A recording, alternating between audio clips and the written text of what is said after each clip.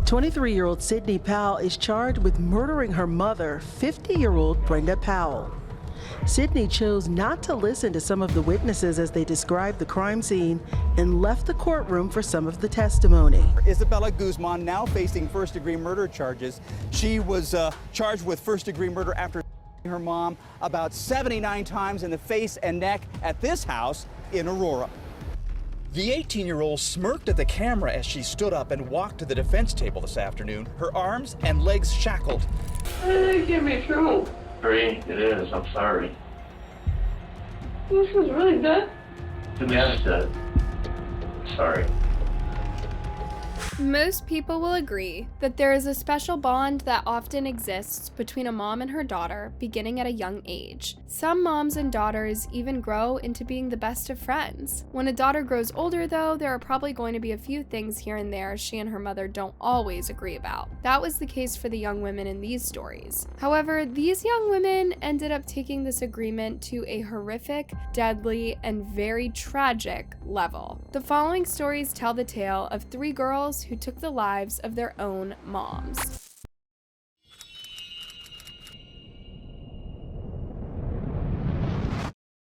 Murder trial underway for a daughter charged with killing her own mother. Investigators say that Sydney Powell stabbed her mother multiple times inside their Akron home. She's pleaded not guilty by reason of insanity, and today we heard from witnesses. This case is unbelievably gruesome, cruel, and downright shocking. The killer is 23 years old now, but was just 19 at the time of the crime. Sydney Powell took the life of her own mother, Brenda Powell. Investigators say back in March of 2020, the then 19-year-old woman stabbed her mother, Brenda, inside their Akron home after their argument turned physical. But the reason why she did it is one of the most unbelievable parts of the whole ordeal. Not only that, but the murder was actually overheard via a phone call. This is a truly twisted story of a young woman's panic that turned deadly. So let's get into it. In March of 2020, Sydney Powell had been attending college at University of Mount Union. This is a private four-year college where Sydney had been attending to get her undergraduate degree. She had earned a partial scholarship to attend school there. As anyone who has ever applied for a college scholarship before knows, even earning a partial scholarship is a huge deal. Universities, especially private universities like the one that Sydney was attending, are incredibly expensive. A partial scholarship can knock off thousands of dollars worth of tuition, but most of the time there are stipulations to being able to keep a scholarship like the one that Sydney earned. You have to keep your grades up. Most schools require that you maintain a certain GPA average, or you could be in danger of losing your scholarship altogether. This was the case for Sydney. Sydney had not been performing well academically. In fact, her grades were so bad that her scholarship was in danger. Michelle Gaffney is the Associate Dean of Students at Mount Union. In court, she explained what happens when a student at the university is in danger of losing their scholarship. And Ms. Gaffney, if a student were to have a scholarship, can those type of benefits be put at risk if there's issues with their academics? Yes. Although they have a period of time before it's reviewed. Okay, and we're going to talk about that as well. There are steps that the university tries to take to guide those students who may need a little extra more help with their classes. So let me ask you this. If a student is struggling with academics, what does Mount Union do to try to get a hold of this? There are a series of a variety of different kinds of interventions, but if, as we're looking at it semester by semester, there's a committee that looks at it, that reviews all students at the end of every semester who are below a certain grade point average.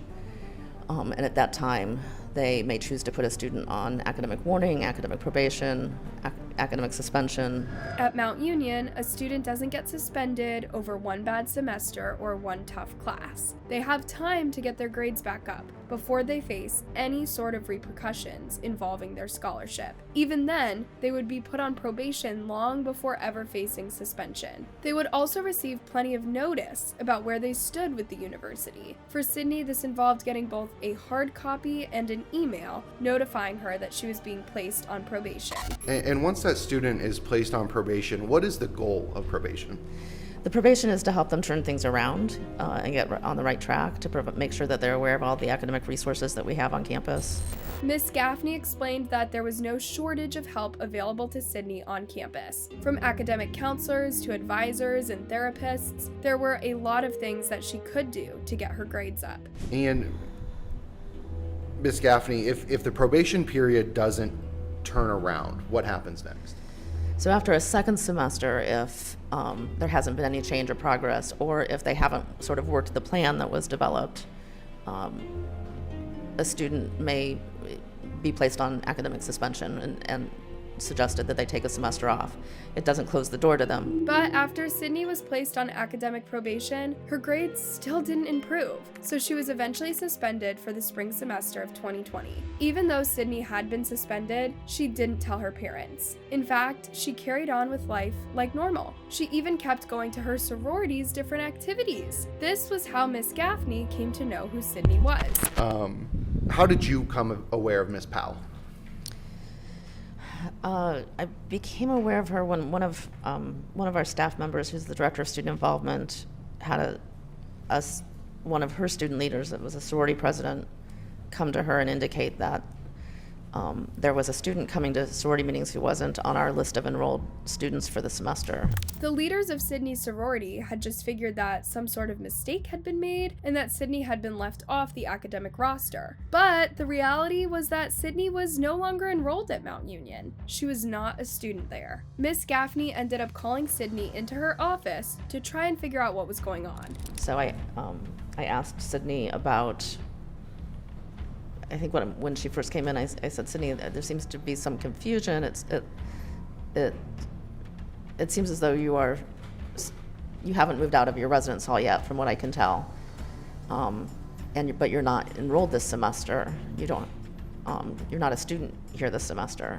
It seemed like Sydney was in denial about being unenrolled. And at first she replied to me that, oh, I am, but I'm still a student here.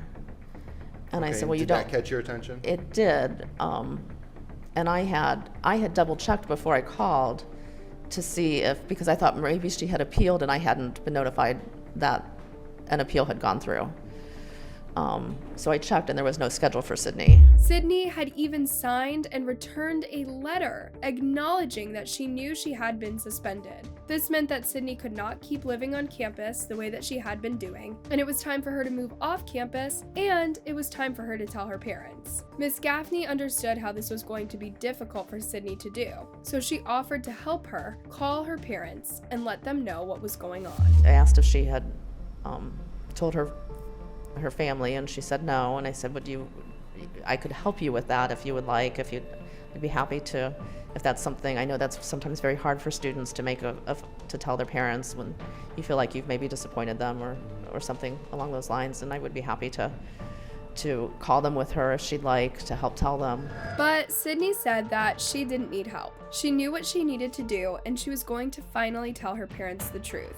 However, after some time passed, Sydney still appeared to be living in the residence hall, even though she was supposed to have moved out. So again, Miss Gaffney called Sydney back into her office, this time having some other members of the administration meet with her together. Sydney explained that she knew she had to move out, but she just needed a little bit more time. They asked her if she had told her parents yet about having to leave campus, and she said she had. They offered again to talk to her parents over the phone, but Sydney told them her parents were out of town.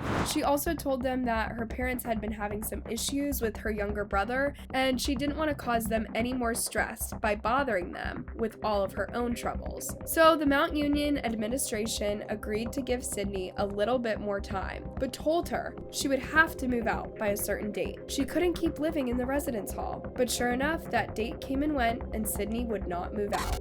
I think our director of security and director of student conduct went over and asked her to come over. And Dean Fraser and I met with Sydney again and said, you cannot be here any longer. You're not enrolled. And again said, why don't we call your parents? And she refused she absolutely did not want us to do that. After this third meeting, Sydney did finally move off campus. But on March 3rd of 2020, Miss Gaffney received a phone call from Brenda Powell, Sydney's mother. She asked Miss Gaffney to give her a call back so they could discuss Sydney's current situation. So Miss Gaffney and the dean of the students sat down to call Mrs. Powell. And this is when things soon got pretty disturbing. They had only gotten as far as introducing themselves to Sydney's mother when they started hearing weird sounds coming from the other line. It's at this point in Miss Gaffney's testimony that you will see Sydney covering her ears and appearing to be distressed.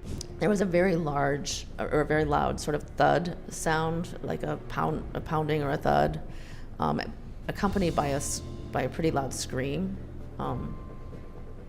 And the scream might have actually been first, and then the thud. Okay. As I think about it, and then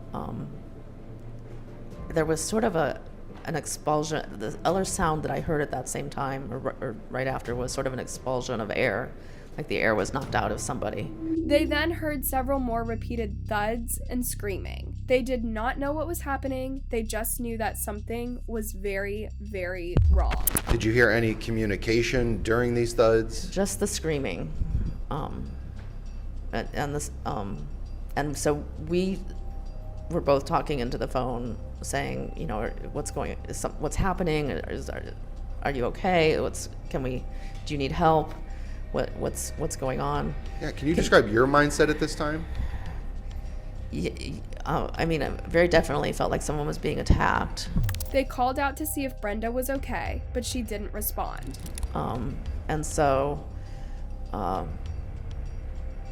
we weren't getting an answer. I think at some point I said, if you can't respond, we're going to call the police if we don't hear if no one can tell us what's going on.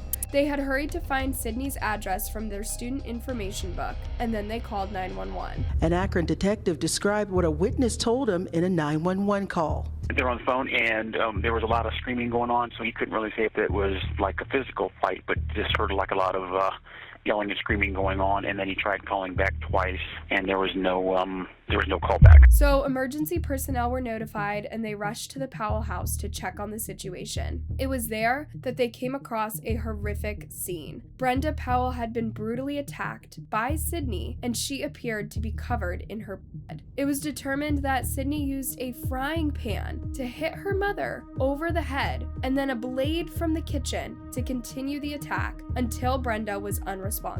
When officers arrived, they found Brenda suffering from wounds. She died at the hospital.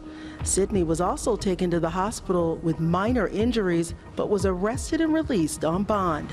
In a case that shocked the nation, Sydney had been charged in the brutal murder of her own mother. Brenda's murder happened right before everything was shut down due to the COVID-19 pandemic, so Sydney's trial for her mother's murder was delayed. It was not until September of 2023 that she was forced to face justice for her horrible crime. 23-year-old Sydney Powell is charged with murdering her mother, 50-year-old Brenda Powell. Sydney chose not to listen to some of the witnesses as they described the crime scene and left the courtroom for some of the testimony. It would be a lengthy trial in which the jury would have to look over a lot of gruesome evidence. Monday in court, jurors viewed some of the more than 10,000 pages of text messages between Sydney and her friends leading up to the crime. They also viewed police body cams showing the aftermath, Sydney with wounds and blood at the home. Per Judge Kelly McLaughlin, media is not allowed to film any of that evidence with our cameras.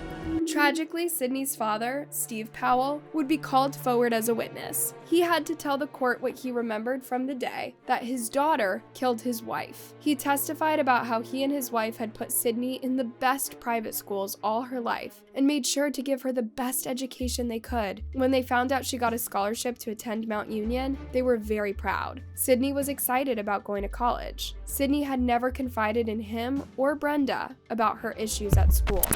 Were you or Brenda aware of any academic problems Sydney may have been having during that first year? No. Okay. Did she ever share with you that she had been having any academic problems? No. Steve had Life 360 set up on his phone, which was set up for safety purposes. It was connected to his daughter's phone and would sometimes send him a notification when her location was different than usual. On the day that Brenda's murder occurred, Steve noticed that something was out of the ordinary when he saw Sydney had left college and was back at home. Remember, at this point, neither Steve nor his wife Brenda had any idea that their daughter wasn't enrolled in college anymore. So he was a bit concerned to see that she was not on campus and decided to leave work early to figure out what was going on. So you come home at 11:30, and is Sydney at home? Yes. All right. And is anyone else home at this point? No. Did you have a conversation with your daughter at that time? I did. Sydney told her dad that there were some problems at school but didn't say anything about her suspension. What did she tell you about what was going on? From my recollection, it sounded, what I understood is she was still enrolled. It was only a couple weeks that she was still going to some classes and still doing her homework on the side. Okay. So she told you she was essentially still enrolled but just having some trouble? But Steve wasn't mad. He assured his daughter that everything was going to be okay. When she told you this, what was your response to her?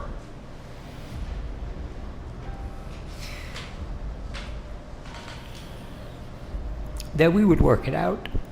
Sydney told her dad that she felt like all her friends had everything together and she was the only one who didn't. But he told her this wasn't the case. He decided that they should call Brenda and figure out what the next step should be.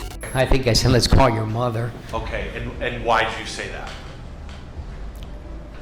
Brenda was better at things like that than me. Okay. And do you mean by dealing with Sydney or the college or both? Probably both. Steve told his wife what was going on and she agreed to come home from work to talk to Sydney. It is this part of the story that Steve seemed to have the hardest time retelling. Did you stay at home until Brenda got there, or did you leave before she got home? I left before she got there.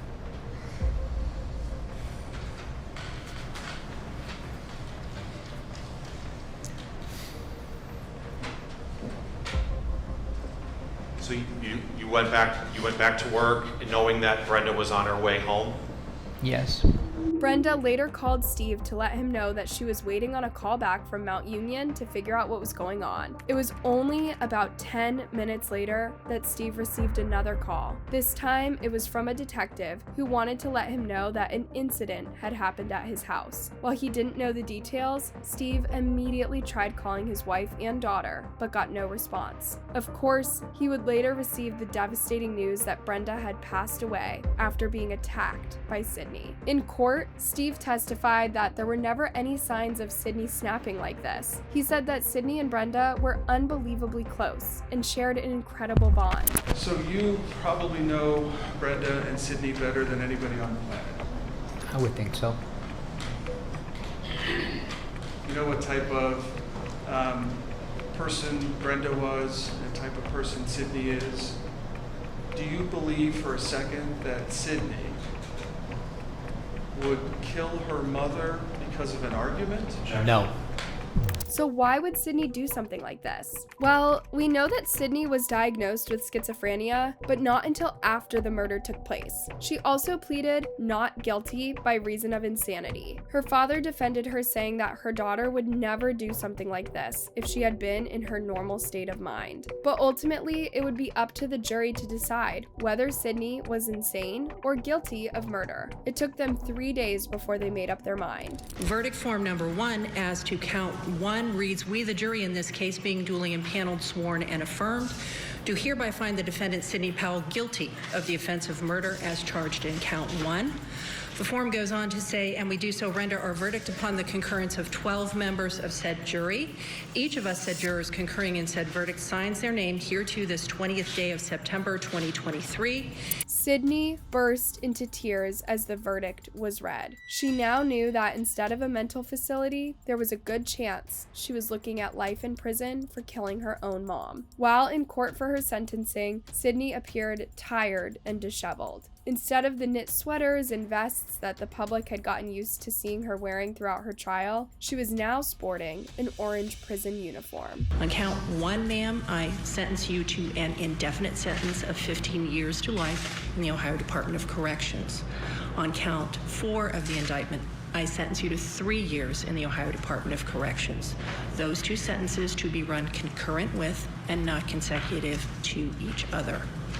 Ma'am, please understand that on count 4 of the indictment, you may be subject to a period of post-release control upon your release. So what exactly does this mean? It means that technically Sydney could be eligible for parole after just 15 years. This obviously doesn't seem like a very harsh sentence considering the circumstances, but it likely helped matters that Sydney's father asked the judge for leniency for his daughter, saying that life in prison is not the future that Brenda would have wanted for their child. Sydney's legal team has said that they plan to file an appeal in hopes of getting her out of prison sooner. Many people believe that Sydney doesn't deserve to get out of prison ever. After all, because of her, Sydney's dad and her little brother will never get to see Brenda again. But what do you think? What is the fair sentence in this case? Let us know what you think in the comments.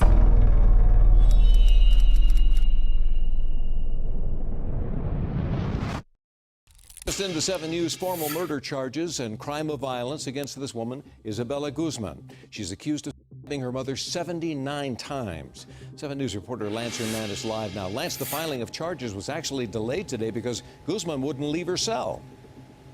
Mike, she was due in court this morning, but court officials told us she didn't want to leave her jail cell at the Arapahoe County Detention Center. On August 29th of 2013, 18-year-old Isabella Guzman, a young woman from Aurora, Colorado, became famous for the brutal and bloody murder of her own mother, Yeon Mi Hoi. It wasn't just the fact that she killed her own mom that made this woman's face seemingly impossible to forget. It was the way that she behaved in court afterwards. From smiling at the camera to making weird gestures to even refusing to show up for court at all. It was hard to know what to expect from this clearly disturbed young woman. Isabella Guzman now facing first-degree murder charges. She was charged with first-degree murder after her mom about 79 times in the face and neck at this house in Aurora.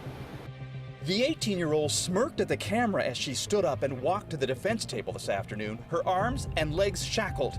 Just take a look at the death glare that Isabella shoots at the camera. It's a look that would later go viral on TikTok, years after the murder, because of just how creepy and bone-chilling it is. After the judge read the complaint against her, she looked over, stared at the camera, and motioned to the area under each of her eyes with her index finger.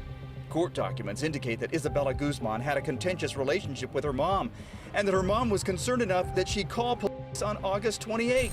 On August 28th of 2013, Isabella and her mom had been arguing so much and so badly that her mom ended up calling law enforcement. Officers came to the house and warned Isabella that if she didn't calm down, her mom had the right to kick her out of the house if she wanted. For the being, Isabella seemed to cool down. But later that evening, Isabella's mom had gone upstairs to take a shower, and Isabella brutally attacked her. Her stepfather, who had been sitting downstairs, heard a loud thump followed by blood-curdling screams and came running to see what had happened. That's when he saw a horrific scene. There was blood oozing out from underneath the bathroom door. When he went into the bathroom, he found Yeon Mi lying on the floor with no clothes on. She was covered in wounds, and there was a baseball bat lying next to her. He called for help, but tragically, she would later die from her injuries. Court documents indicate that he later saw Guzman exit the bathroom with a knife in her hand, staring straight ahead and not saying a word. Now, we tried to contact Guzman's stepfather. He wasn't home. A cleaning crew telling us that he may never return to this house. We did find these 2 dumpsters, though, filled with stuffed animals, some jewelry, and other belongings. It's obvious that somebody didn't want this stuff in the house. Isabella pleaded not guilty to her mother's murder by reason of insanity, and to everyone's shock, the judge ended up accepting her plea. Now, most people can probably agree that if there is anyone who needs to be locked up behind bars where they won't won't be able to hurt anyone else, it is this woman. But instead, the judge ordered her to be sent to a facility where she would receive treatment for her mental health. After spending 7 years in that facility, she was granted permission to leave the hospital temporarily for scheduled treatment. Isabella has since told the press that she is on medication now and has her sanity back. I was not myself when I did that, and I have since been restored to full health. If I could change it or if I could take it back, I would. A judge has now ruled she can leave the state hospital for group therapy and other types of therapy. She will be required to wear a GPS tracker. Not only is she not in prison, but she is not confined inside a mental facility's walls all the time either. But perhaps even more disturbing is the fact that ever since she went viral on TikTok for her infamous smirk in the courtroom, she's become somewhat of an online celebrity. In fact, she seems to have particularly captured the attention of young people. As twisted as it might sound, there are people out there that actually consider themselves to be Isabella's fans. They have excused her past behavior by claiming that her mother was abusive to her and she deserved what happened. As for now, Isabella is not a free woman. When she isn't out going to therapy outings, she stays full-time at the Colorado Mental Health Institute in Pueblo.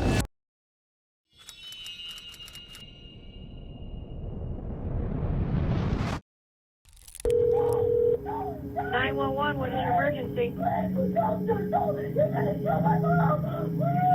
is going on? Hello? My mom was a knife. She's shot her. Who had the knife? My sister. What you just heard was the frantic voice of 13-year-old Megan Zanella. She was calling from her family's home in Willoughby Hills, Ohio, desperate for help because her foster sister, 18-year-old Sabrina Zunick, was in process of brutally killing her mother, Lisa Knoefel. Where is your sister? Quick! What? I got everyone coming to you, honey. Where is your sister? When law enforcement and paramedics arrived at the scene, what they saw was nothing short of horrific. Lisa was dead, and Sabrina was walking out of her parents' bedroom carrying a long blade. Sabrina has a 12-inch bread knife that she is holding in her right hand. She's covered in blood. I can see blood on the blade. I can see blood on her. Immediately, we started screaming to drop the knife. It almost like snapped her out of whatever she was in back to some type of reality.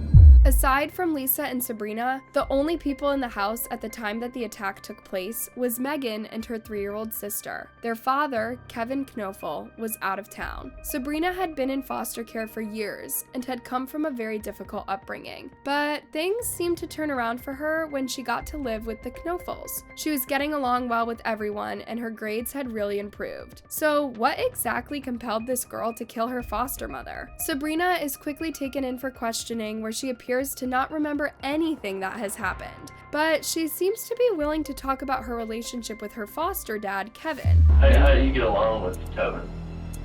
Kevin and me are cool.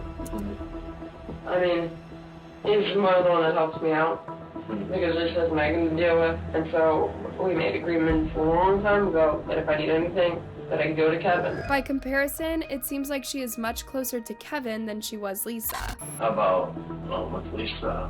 How are you dealing with her? Me and Lisa have never been the best. She's never seemed to like me, and she's been wanting me out of the house.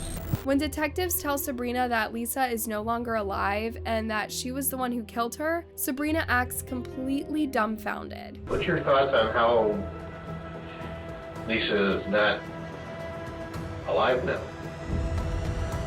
What? It can't be true. Bree, it is. I'm sorry. Lisa's really dead? Yes, dead. Sorry. When it became clear to detectives that Sabrina was not going to give them anything else that they needed, they decided to interview Kevin next. They had also obtained a search warrant for the family home that allowed them to view the content on the electronic devices inside that home. That's when they found something surprising that they immediately considered to be a red flag. Within just 1 week, there were well over 1,000 text messages shared between Sabrina and Kevin. Why is it that a foster dad is having this many private convos with his foster daughter? Something was not right. When they brought Kevin in for questioning, he had already hired a lawyer and was hardly willing to say anything at all. He didn't seem the least bit interested in trying to figure out why this happened to his wife. It wouldn't be long until the disturbing reason why would be revealed. Kevin and Sabrina had been having an affair. He told Sabrina that he was in love with her and convinced her to kill Lisa. He even threatened her by saying that he would take his own life if she did not follow through with the plan. As we now all know, Sabrina obviously followed through. Sabrina was charged and pleaded guilty to aggravated murder. She was sentenced to life in prison with the possibility of parole after 30 years. Meanwhile, Kevin was charged with conspiracy to commit murder and ultimately received the same sentence. While his case is unbelievably tragic for everyone involved, one of the people who has likely had to suffer the most was Megan. Megan was just 13 years old when she witnessed all of this happen. It's completely uprooted her entire life, and as a result, she lost both of her parents. Sabrina has since expressed remorse and said she was sorry for what she did to Lisa. She acknowledged that Lisa did nothing to deserve what happened, and that she hoped she could one day be forgiven. Thanks for watching, and don't forget to like and subscribe for more.